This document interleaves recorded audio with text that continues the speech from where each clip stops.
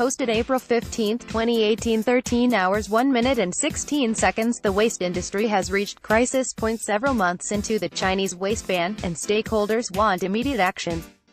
The industry is calling for assistance to help it transition to a so-called circular economy, where waste would be collected, processed and then reused to make new products here in Australia. Recyclers say if we do not do it, recycling rates will drop, causing serious environmental harm as more waste gets dumped in landfill. Millions of tonnes of waste have been going offshore. The latest available data shows that Australia sent 1.2 million tonnes of waste to China in 2016-2017, nearly double the previous estimate. About 30% of Australia's recyclable waste is exported to China. Tim Yue, the CEO of Southern Metropolitan Regional Council facility that processes waste in Perth, says it is a short-sighted approach. People have been looking for the highest dollar return for the raw commodity and haven't invested in the infrastructure to reprocess waste within the confines of Australia, he says. Gail Sloan, the CEO of the Waste Management Association of Australia, has been pushing for government support to help ramp up onshore waste processing. She says it will create 5 times more waste industry jobs, and benefit the environment. We can gear up, but we need to have certainty of market in order to invest, because these aren't small investments. These are millions of dollars of investment in factories and facilities, turning old bottles into new bottles. The Muse facility in Perth exports everything it collects, paper, cardboard and plastic, to Asian markets including Indonesia and Malaysia. In fact, most of Western Australia's yellow bin recycling, except for glass, gets shipped overseas. We could be using that material here, reprocess it, value add to it and use it in new products here, Mr. Yue says. For example, you could turn a plastic bottle, say like a Coke bottle, into a PET pallet and make a new Coke bottle out of it. PET, or polyethylene terephthalate, it is the type of material commonly used to make plastic drink bottles and containers. Not only is it possible, it is being done. Australian recycling giant Visy has a local plant that makes plastic bottles from 100% recycled plastic. Supermarket giant Coles uses recycled plastic bottles for its home brand bottled water. They remain the only private label in the country to use 100% recycled plastic bottles. Customers have responded really well, Coles spokeswoman Martine Alpin says. We know right now that customers love any way that they can help the environment. Last year, Coles sold 233 million of these bottles, saving 3,000 tons of new plastic from being created and potentially sent to landfill.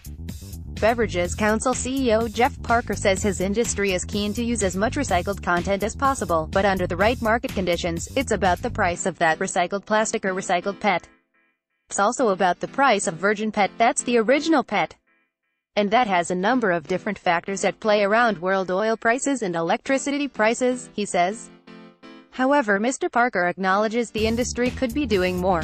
I think it's a case of we are doing a little and we can certainly always use more, he said. More manufacturers need to use recycled material. Federal and state governments have made the use of recycled products voluntary, and Gail Sloan says while manufacturers trumpet the production of recyclable packaging, the track record on the use of recycled material is less impressive. The challenge that we are finding is that the manufacturers of that food-grade packaging, which is what ends up in the yellow bin, aren't taking that product back as readily as we want or as much as we want, she says. Much of the recycled material used is imported from countries which receive Australian waste. This table shows the average use of recycled material in Australia. Many governments do not even mandate the use of recycled materials for their own departments. Label launched to guide consumers. The recycling industry says consumer awareness will help drive the transformation to the use of more recycled materials. A clear labeling system is needed to help consumers identify what is recyclable and what is recycled, according to the industry. Just putting more product in the bin that is potentially recyclable without any market for it doesn't help. We actually need a logo that says this is made from recycled content, Ms. Sloan says. What can't be put in recycling bins? Paper and cardboard heavily contaminated with food or grease bases, and other takeaway packaging tissues. Wax-coated cardboard, such as fruit box plastic bags, snappiest ceramics, cookware and crockery, oven-proof glass, medical glass, light bulbs, broken drinking glass. The Australian Packaging Covenant Organisation, APCO, is reviewing its guidelines around the degree of recycled content in packaging. But for now, its labelling program has a different focus. It has launched a national labeling scheme, the Australasian Recycling Label, aimed at helping consumers better understand which parts of the packaging they buy is recyclable. APCO CEO Brooke Donnelly says it will also help guide business to make better choices. It's a first in Australia, the ability to be able to evaluate a packaging format in the design phase and make a very conscious choice to create packaging formats that are designed for recycling or reuse, she says. Collection costs are rising as the China ban bites. The industry is hurting because prices have collapsed due to China's decision to ban imports of mixed recycled material. Those selling directly to China are in danger of going broke. NSW and Victoria have provided rescue packages to prop up the industry in the short term. But China's move has also changed the cost equation. Many councils which were paid by recyclers for household waste now have to pay to have it collected.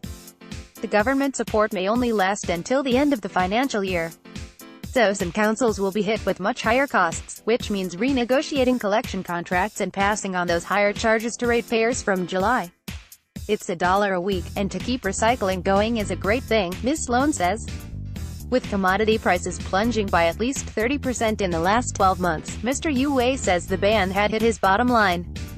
And his worry is that the crisis will damage the public's confidence in the industry.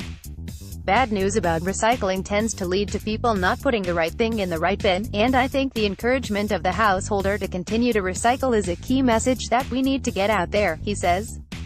Calls for a government mandate on recycling. Stakeholders claim the recycling industry's future is threatened without government involvement.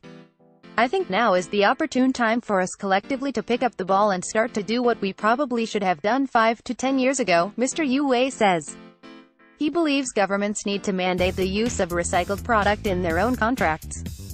I think sustainable procurement needs to be embedded in state and federal government policies, and that's lacking in this space, he says. We don't have the federal government leadership in the same way that we have with the European Union, that set standards and said we are going circular, the same way that China said we are going circular. Ms. Sloan adds, we actually need some regulatory support for it. State environment ministers will meet on April 27th, and waste is on the agenda.